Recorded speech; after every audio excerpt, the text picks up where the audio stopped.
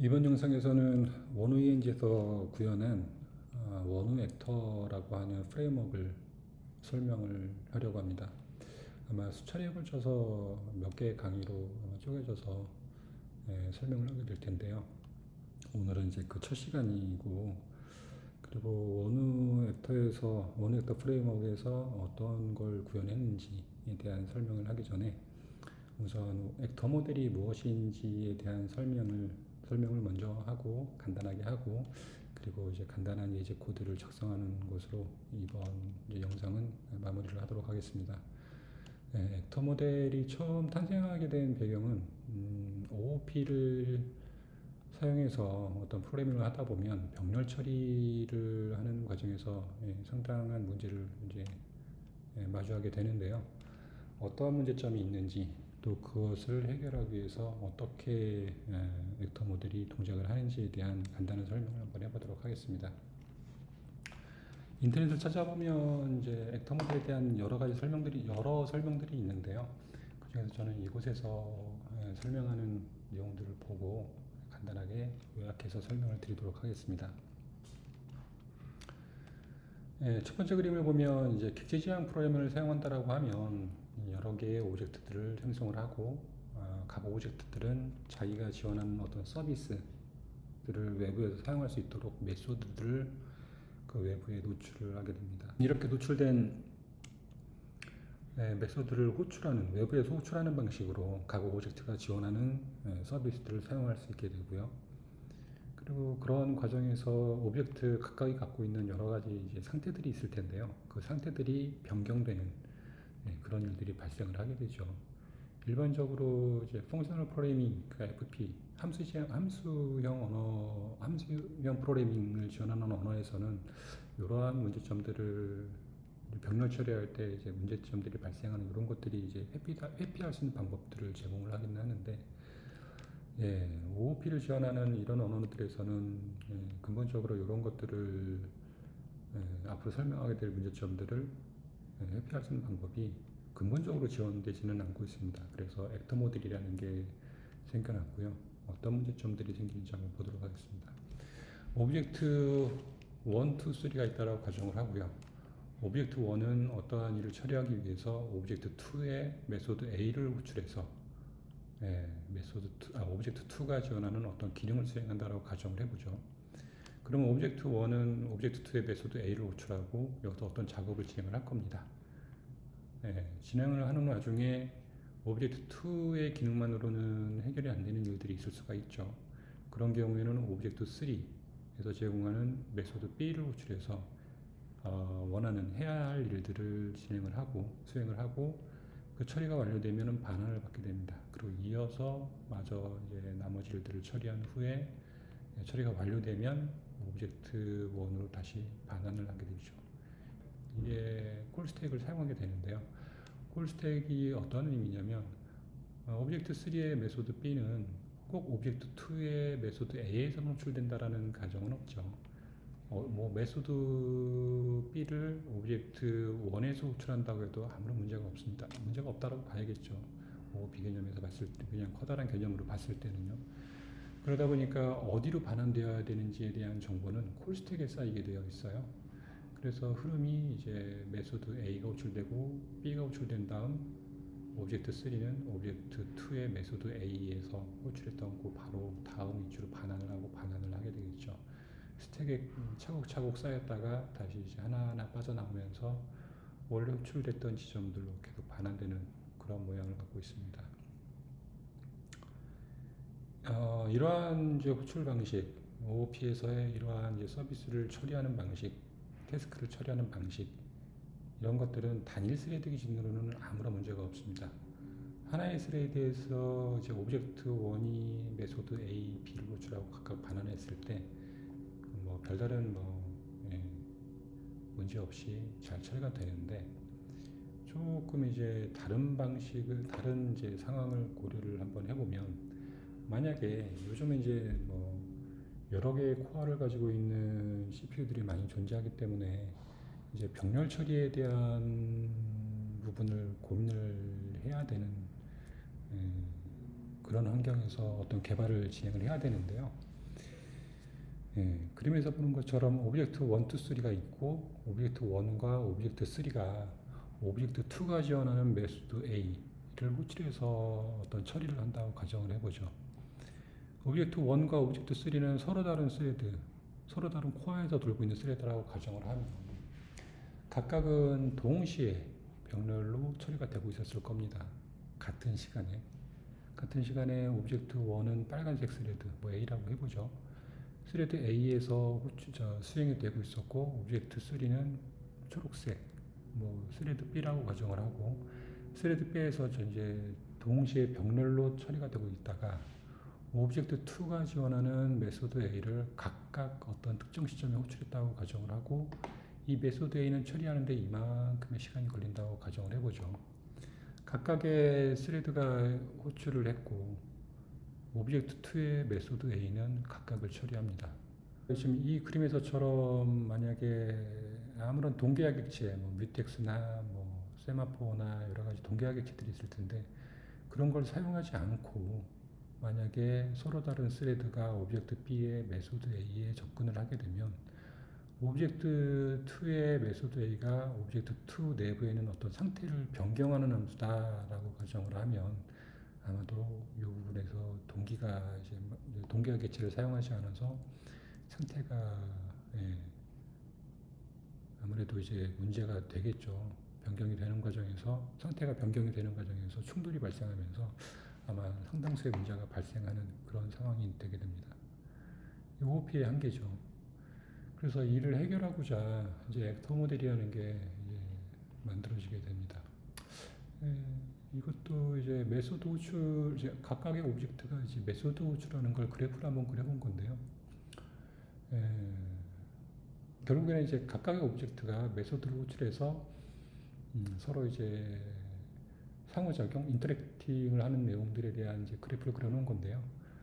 이제 A, B, C라는 스레드가 각각 뭐 초록색, 빨간색, 그다음에 이건 뭐 갈색인가요? 색깔이 잘 안 보이는데 아무튼 이제 한 3개 정도의 스레드가 하나, 둘, 3개가 이제 각각 호출되는 과정들을 보여주고 있습니다. 이 오브젝트가 호출돼서 또는 이 오브젝트에서 이 오브젝트의 메소드를 호출해서 각각 이제 호출되는 과정들인데요. 중첩되는 부분들이 보이죠.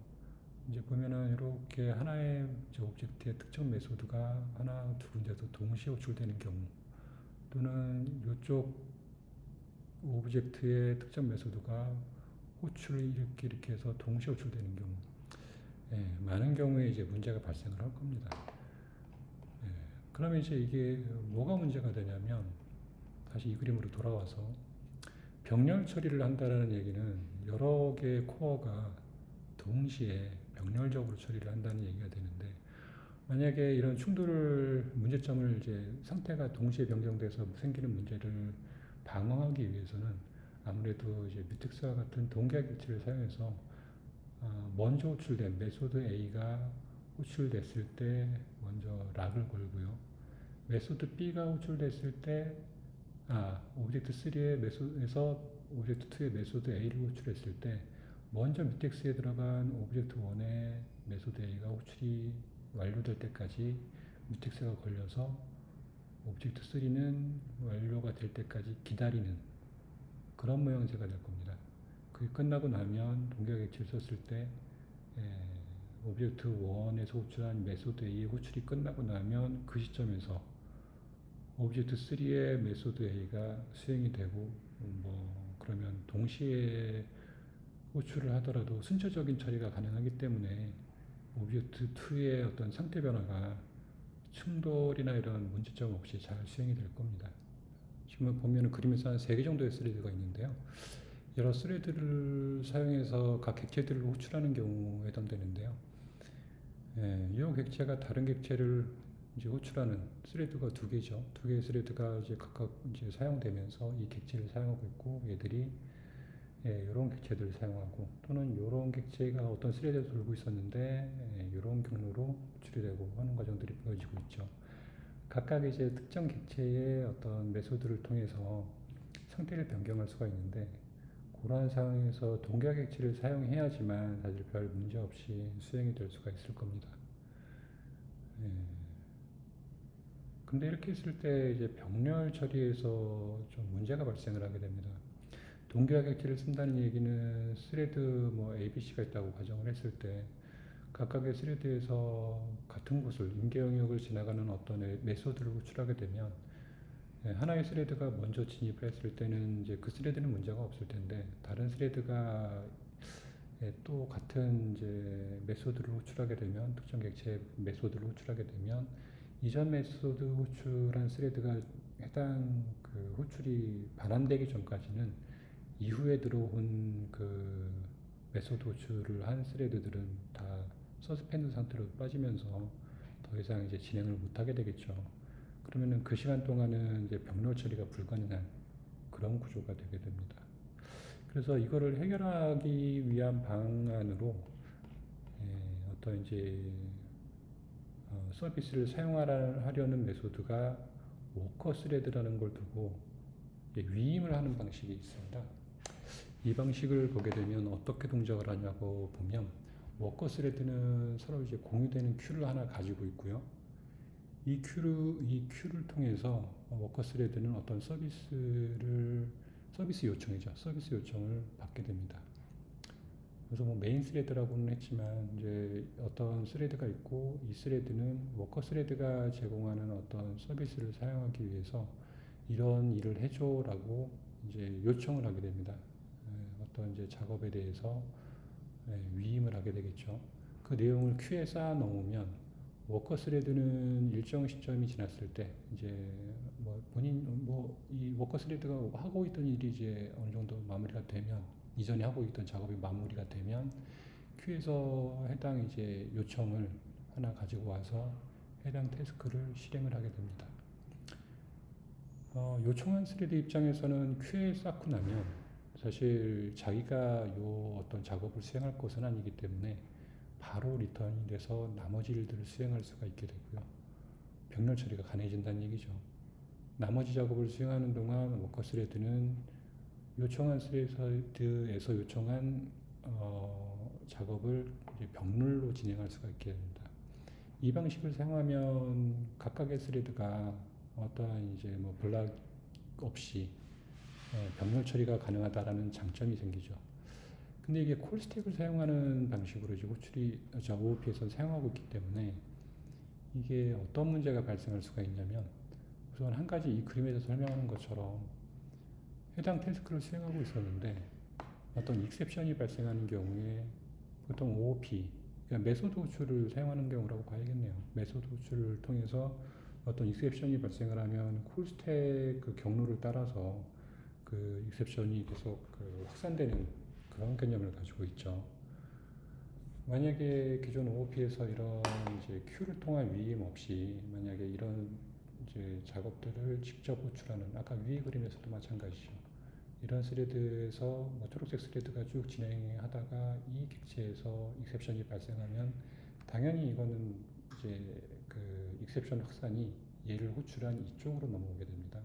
그러다 보니까 익셉션에 대한 처리를 할 수 있는 기회가 생기는데 지금 이런 방식으로 워커 스레드에 위임하는 방식을 썼을 때는 오류가 발생을 하더라도 익셉션이 발생을 하더라도 익셉션이 발생한 스레드는 지금 이 워커 스레드 내부이기 때문에 콜스택이 이쪽하고는 전혀 관계가 없기 때문에 이런 익셉션에 대한 확산은 워커 스레드에서 진행이 되기 때문에 이쪽 스레드 입장에서는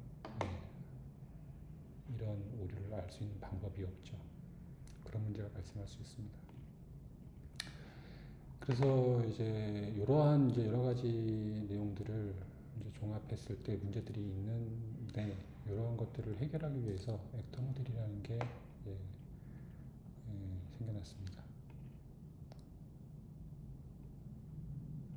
기존에는 메소드 호출을 통해서 이렇게 그 어떤 서비스 요청이 진행됐다라고 하면 같은 그 같은 요청들이 어떤 이제 메소드 호출 방식이 아니라 아까 이전에 봤던 그림에서처럼 어떤 메소드가 아니라 메시지 호출을 통해서 그런 요청들이 처리되는 그런 모양새가 됩니다. 액터 모델에서 이제 지원하는 방식이겠죠.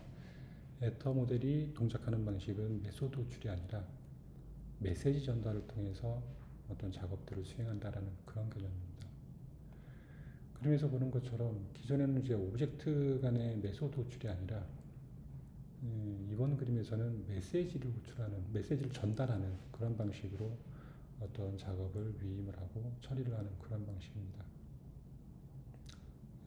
메시지를, 그러니까 액터2가 제공하는 어떤 서비스를 사용하기 위해서는 액터1은 액터2에다가 메시지를 전달을 하는 방식인 거죠. 메시지 A를 전달하면 메시지 A에 대한 처리를 액터2는 처리를 진행을 하게 되고요. 처리를 진행하고 있는 와중에 액터3가 메시지 B를 전달을 할 수가 있죠. 하지만 메시지 B가 전달된다고 해서 바로 수행되는 건 아니고요.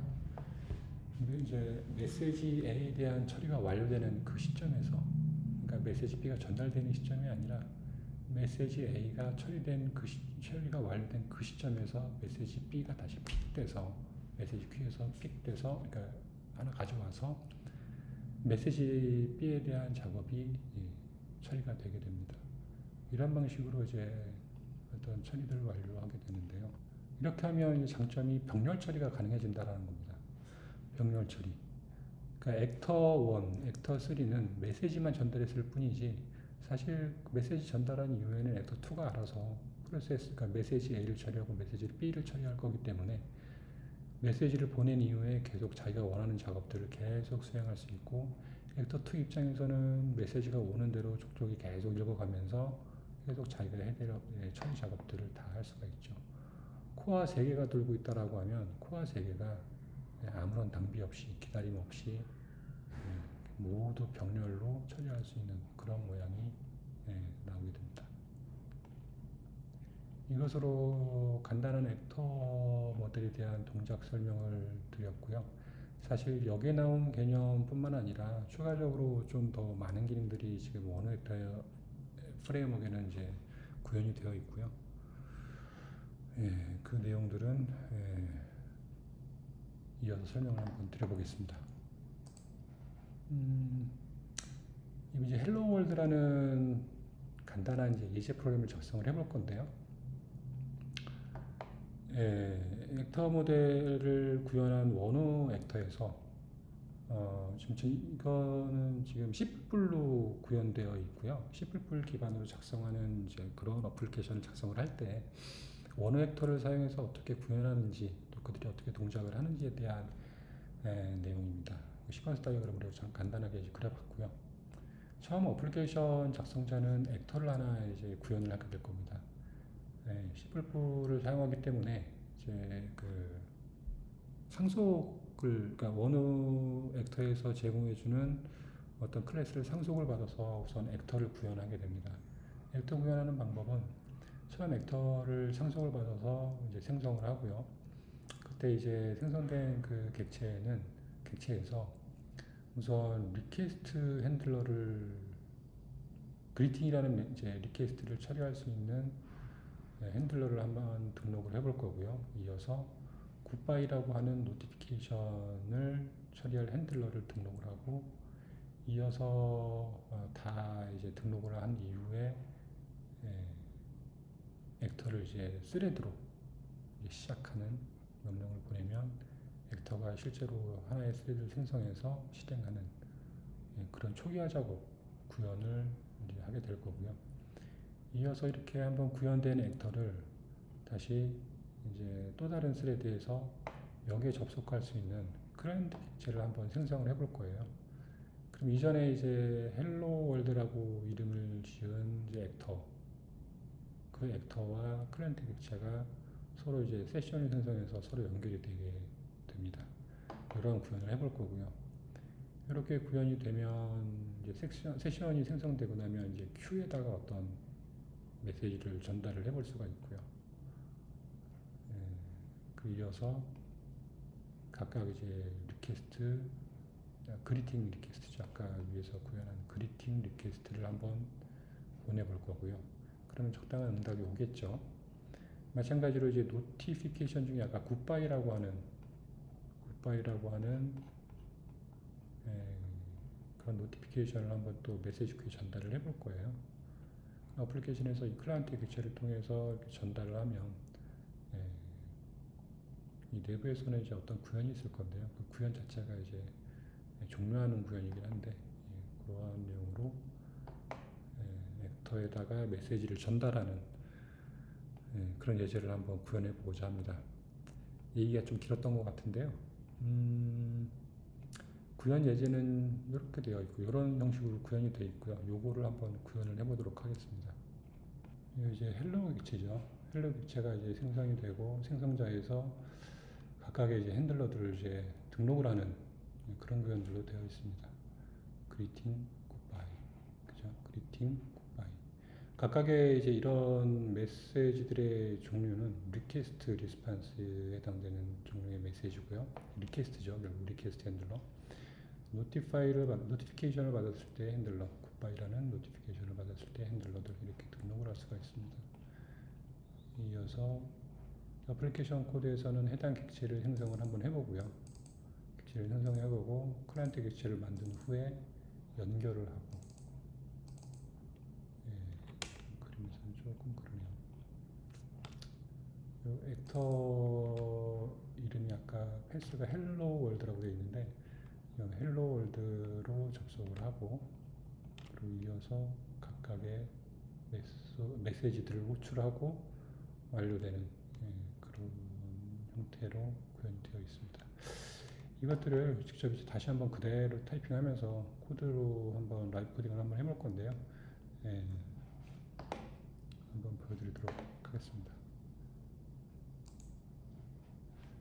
제일 처음에 해야 될 일은 이제 객체 생성이겠죠.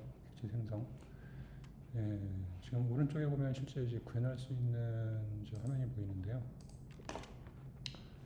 저는 이거를 수행하기 위해서 이제 구글 테스트, G테스트라는 이제 그런 유닛 테스트 라이브러리를 사용할 거고요.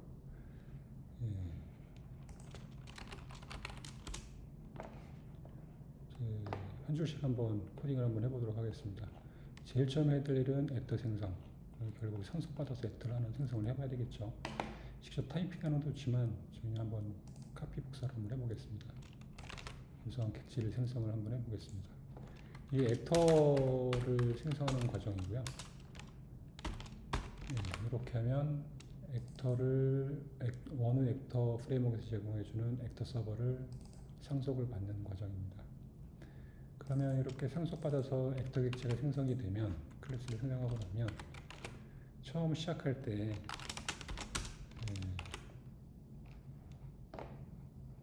이 액터가 처리해야 될 메시지들 아까 이제 오브젝트 B를 보면 액터 B죠. 액터 2죠. 액터 2를 보면 액터가 이제 지금 이런 액터를 하나 만드는 거거든요.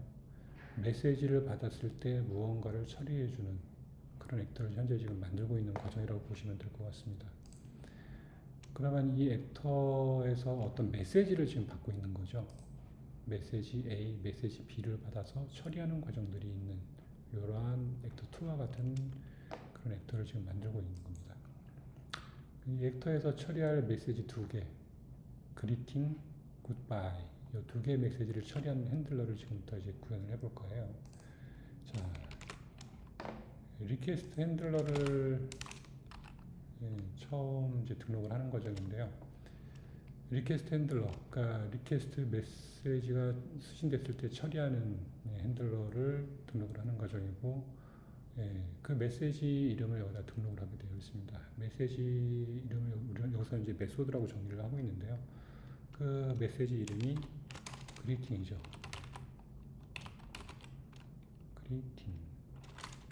그리팅을 받았을 때 처리해야 될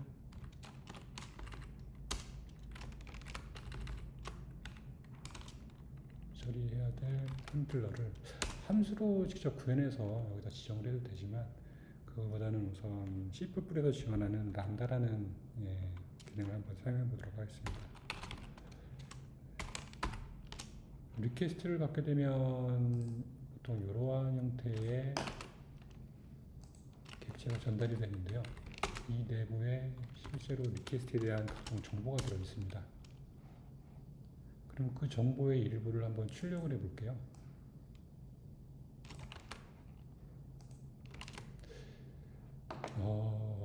여기 나와 있는 뭐 트랜잭션 아이디는 내부적으로 사용하는 거기 때문에 굳이 출력을 안 하도록 하겠습니다.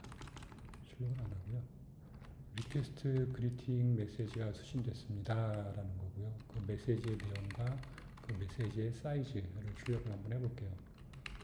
그러면 이제 내용이 리퀘스트에 대한 그 실제 메시지 내용은, 그러니까 메소드명은 그리팅이지만 이와 그리팅을 보내면서 전달되는 각종 파라미터에 해당되는 내용들이 있겠죠.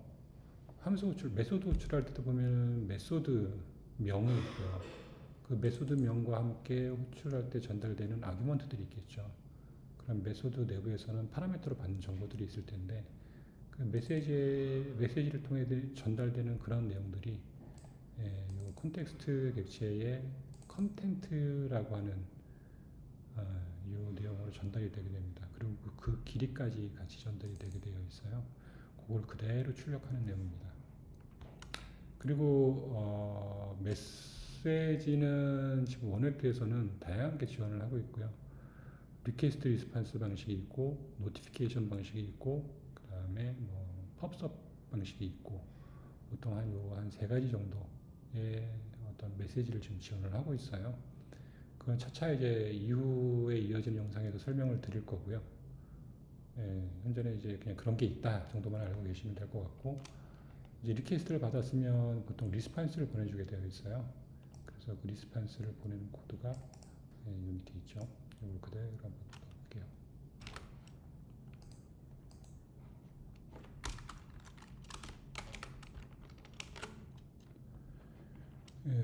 리스판스를 보낼 내용은 뭐 여기 지금 이렇게 배열로 잡았는데요. 왜냐하면 이제 사이즈를 알아야 되니까 그냥 따옴표로 그냥 뭐 컨스트 캐릭터 C 스트링으로 그냥 만들어 버리면 뭐 스트링 랭스나 이런 걸 써도 되긴 하지만, 그때 널까지 또 계산하려고 하면 또 이제 좀 복잡하니까 처음부터 이제 요 문자열에 널을 포함한 사이즈를 갖는 배열을 선언을 해서 그 내용을 그대로 send response라는 함수를 통해서 한번 반환을 해보도록 하겠습니다. 그 다음에 메시지 하나를 더 만들어 보죠. 메시지 핸들러를. 메시지 종류 중에 이제 노티피케이션이라는 게 있어요. 리퀘스트 같은 경우는 리스판스를 수반하죠. 하지만 노티피케이션은 클라이언트 입장에서 노티피케이션이라는 메시지를 하나 전달을 하고 나면 사실 응답을 받을 필요가 없는, 그러니까 단방향성의 어떤 메시지를 원웨크터에서는 노티피케이션이라고 정의를 하고 있고, 그 노티피케이션 메시지를 받는 예제가 바로 이 내용입니다. 그 메시지의 이름은 굿바이고요. 굿바이고, 그 다음에 그 메시지의 내용은 컨텍스트를 통해서 CTX라고 되어 있죠. 컨텍스트를 통해서 아까 컨텐트, 아까 위에서처럼 위에 컨텐트 랭스로 이제 그 내용들을 받아보는 것처럼 마찬가지로 굿바이라는 이 메소드명에 해당되는 노티피케이션의 파라미터들은 컨텐트와 컨텐트 랭스를 통해서 전달이 되게 됩니다. 재밌는 건 여기서 스탑 엔진이라는 걸 호출을 하고 있는데요. 얘의 역할은 뭐냐면, 지금 돌고 있는 이 스레드, 이 액터가 돌고 있는 스레드가 이 액터를 종료를 시키면서, 스탑 엔진을 호출하면 이 액터를 종료시키면서 해당 스레드까지 종료되는 그러한 기능을 지원하는 원 액터가 제공하고 있는 그런 메소드입니다. 이것까지 이제 등록을 하고 나면 마지막으로 이게 지금 이제 이 액터에 대한 생성자 부분 내부에다가 좀 구현을 하고 있잖아요.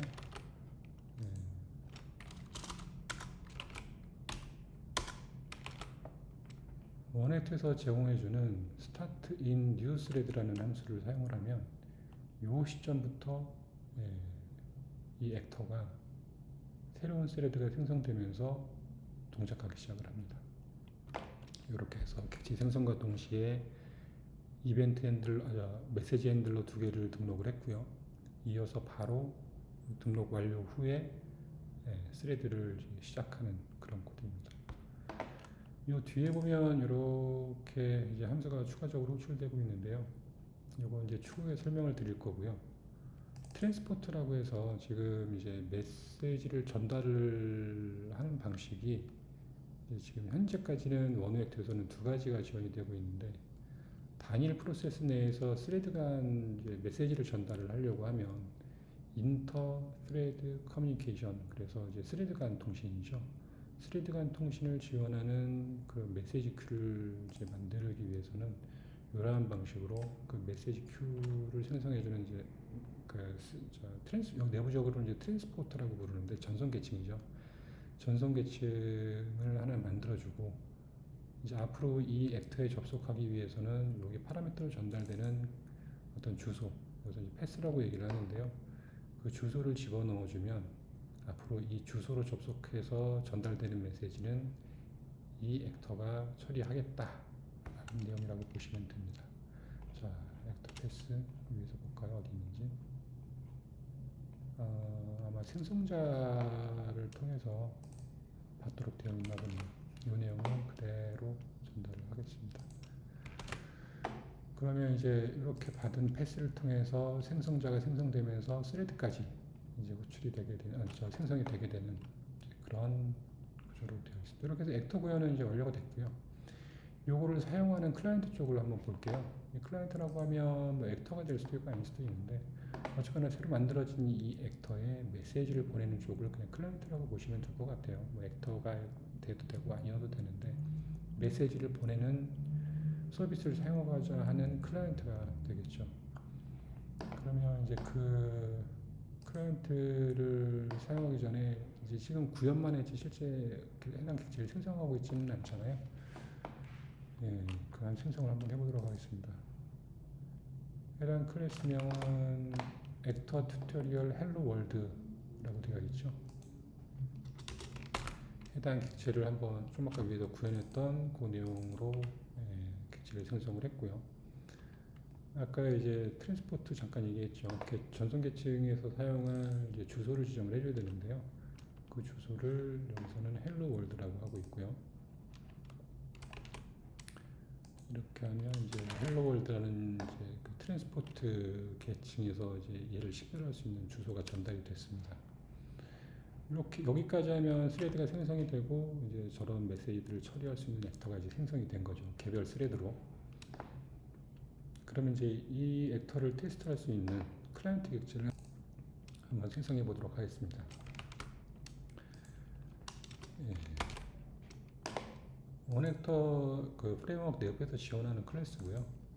이 클래스의 객체를 생성하면 아직 전송을 할 수 있는 연결은 세션은 아직 맺어져 있지는 않지만 객체가 바로 생성이 됩니다.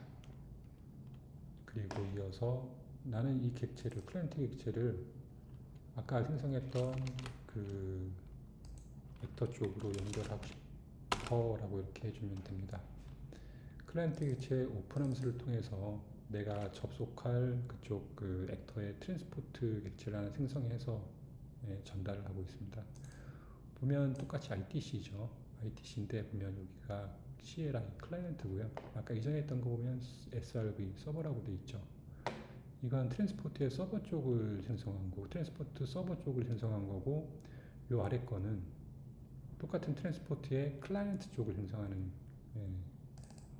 그런 이제 클래스입니다. 거기서 제공해주는 커넥트 싱크라고 하는 요 함수를 사용을 하면 이제 지정된 요 주소를 통해서 요 동일한 주소죠. 요 주소로 지금 액터도 생성을 하고 있고, 같은 주소로 클라이언트 객체의 트랜스포트 객체를 생성해서 오픈을 하고 있습니다. 그럼 바로 이제 요 객체가 오픈이 정상적으로 수행이 되면 이제 앞으로 요 클라이언트 객체 하나로 계속 그 요쪽 위에 그 생성된 요 액터의 메시지를 보낼 수가 있습니다. 자, 이제 그리팅 메시지를 한번 보내보도록 하겠습니다.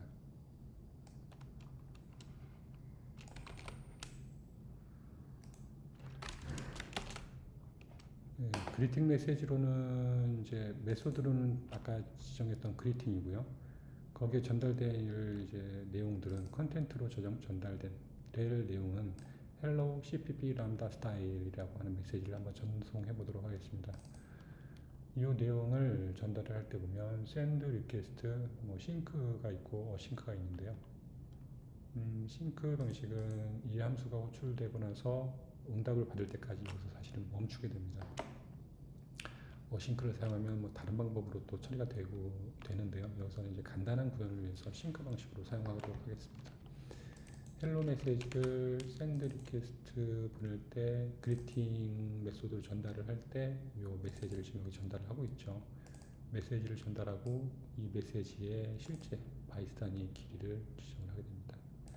그럼 샌드 리퀘스트는 이 메시지를 이만큼 길이가 되는 이 메시지를 저 위에 구현했던 이쪽 그리팅 핸들러 이쪽으로 전달을 하게 되고 그 내용을 여기 출력을 하게 되겠죠.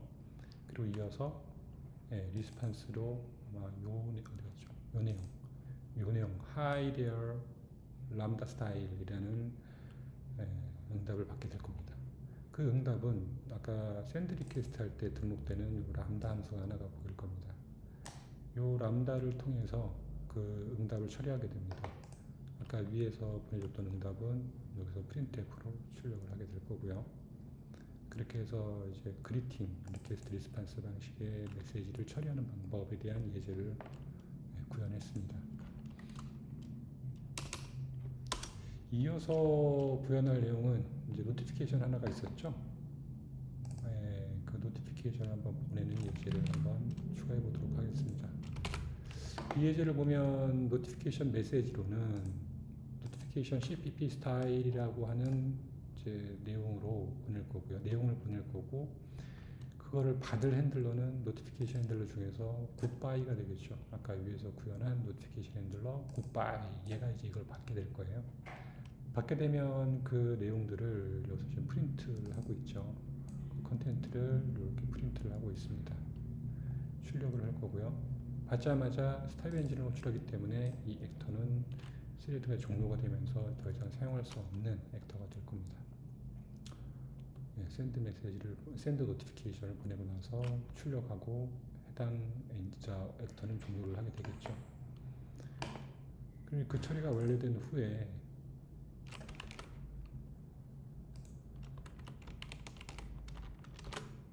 더 이상 이제 사용하지 않을 거기 때문에 바로 클로즈를 해서 클라이언트 객체의 액터와의 연결을 바로 끊어버리게 됩니다. 그리고 이어서 뭘 하냐면 아까 생성한 액터가 있죠. 그 액터를 사실 그 액터가 그 새로운 스레드를 만들어서 동작을 하고 있는 거기 때문에 그 액터가 스레드가 종료가 될 때까지 기다려줘야 됩니다. 안 기다리면 아마 처리가 완료되지 않고 종료할 수 있기 때문에 이렇게 스레드가 종료될 때까지 기다려주는 게 중요하고요. 이거는 지금 테스트 코드로 G테스트로 하는 거기 때문에 사실 리턴 값이 없어요. 그래서 여기까지만 구현을 하면 아마 동작을 할 것으로 보입니다. 구현하면서 지금 사실 이 코드가 아까 봤던 이제 문서가 있었죠. 아까 봤던 이 문서를 작성할 당시에 구현했던 코드하고 완전히 동일하죠. 같은 프로세스 내에서 사실 이거를 지금 구현해 놓은 다른 이제 C++ 코드가 있는데요. 그 파일에서 같은 이름을 사용해서 지금 동작이 지금 우리가 그 라이브 코딩하면서 구현한 이 코드가 동작을 하는 게 아니고 기존에 이 문서 작성할 당시에 사용했던 코드가 돌아서 지금 엉뚱한 이제 출력이 나오고 있는데요. 그걸 해결하기 위해서 한번 다시 여기 지금 이름을 좀 바꿔보도록 하겠습니다. 플레이그라운드라고 할까요? 앞에 이 정도로 한번 붙여볼게요. 그리고 한번 실행해 보도록 하겠습니다. 잠시만요. 자, 클래스 명을 다 바꿔서 이제 액터 클래스의 이제 실제 구현 내용이 바뀌었죠, 이름이. 그리고 다시 한번 실행해 보도록 하겠습니다. 우선 빌드를 한번 하고요. 그 다음에 실행을 해보면, 이제 메시지로 나왔네요. 자, 리퀘스트를 수신한 쪽에서, 그러니까 액터죠. 액터의 리퀘스트 핸들러 쪽에서 그리팅 쪽을 보면 프린트 F로 리시브 리퀘스트 그리팅 메시지, 리시브 리퀘스트 그리팅 메시지 한 다음에 전달된 그 내용들이 출력되는 게 보이죠. 그리고 이어서 리스판스를 이제 보내게 됩니다. 리스판스를 보내면 이게 지금 클라이언트가 보냈던 요 그리팅 메시지가 전달되고 바로 리턴하는 게 아니고 이 함수가 싱크 방식이기 때문에 여기서 블락됩니다. 그래서 여기서 바로 이렇게 리턴해서 처리가 되는 게 아니고, 예, 여기에 있는 요 리스판스를 받아서 처리하는 요 코드가 리스판스를 받아서 수행될 때까지 기다리게 됩니다.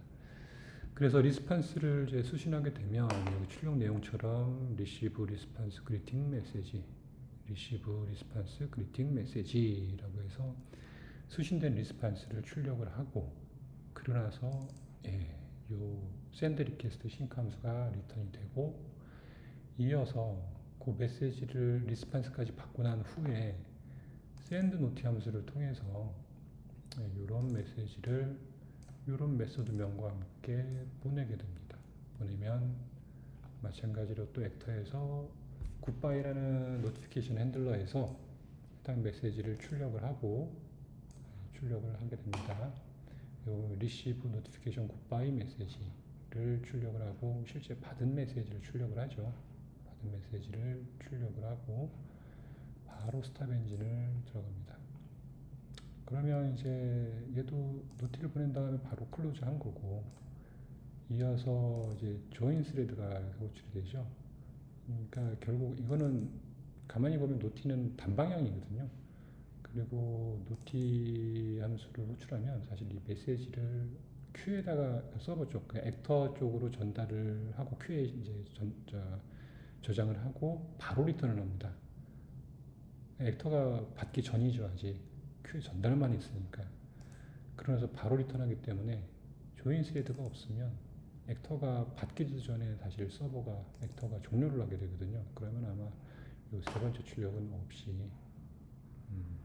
그냥 종료되게 될 겁니다. 한번 이걸 빼고 한번 실행을 해볼까요? 빌드를 한번 하고 실행을 하면 재수가 좋네요.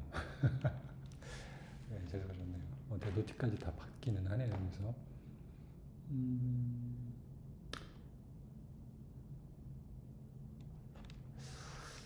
못 받는 예제를 한번 보여주고 싶은데 순서를 바꿔볼까요? 그러면 순서를 바꾸면 어떻게 될까요? 아니다, 순서를 바꾸는 거로도 안 되겠네요.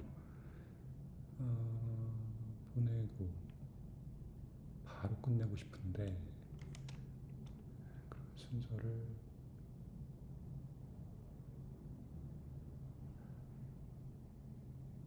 클로즈보다 조금, 클로즈도 사실 이거 진짜 메시지를 보내거든요. 사실은 클로즈라는 메시지를 액터에 전달하기 때문에 아마 이거 순서가 끝까지 기다려주긴 하겠네요. 요거를 그러면 클로즈보다 먼저 액터가 종료되게 한번 해볼까요? 클로즈 사실 안 해도 물론 이제 릭은 발생하겠지만 우선 되는 걸 한번 보여주는 게 중요하기 때문에 한번 해보겠습니다.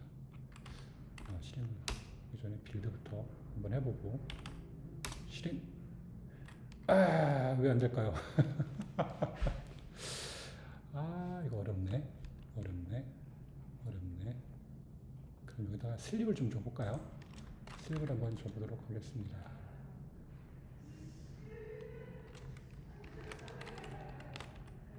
스탑은 바로 하도록 하고, 출력을 한 후에 바로 여기서 슬립을 줘볼까요? 이렇게까지 해보겠습니다. 자, 해보죠. 빌드 런.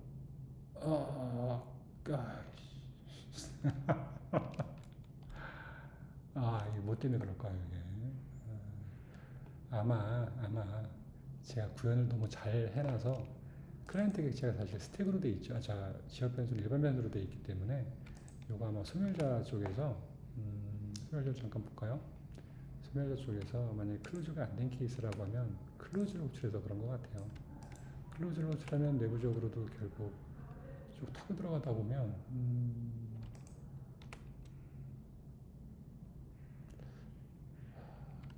어디까지 타고 들어가야 될까요? 트랜스포트 클로즈 UDS가 아니고 ITC 쪽이니까요. 아무튼 나중에 기회가 되면 한번 보여드릴게요. 요거는 지금 어쨌거나 사실 이렇게 동작하는 게 정상이고요. 정상이고 결국 클로즈를 호출하기 때문에 발생하는 거라 어쩔 수가 없네요. 이거는 예제로 보여드리기가 조금 어렵습니다.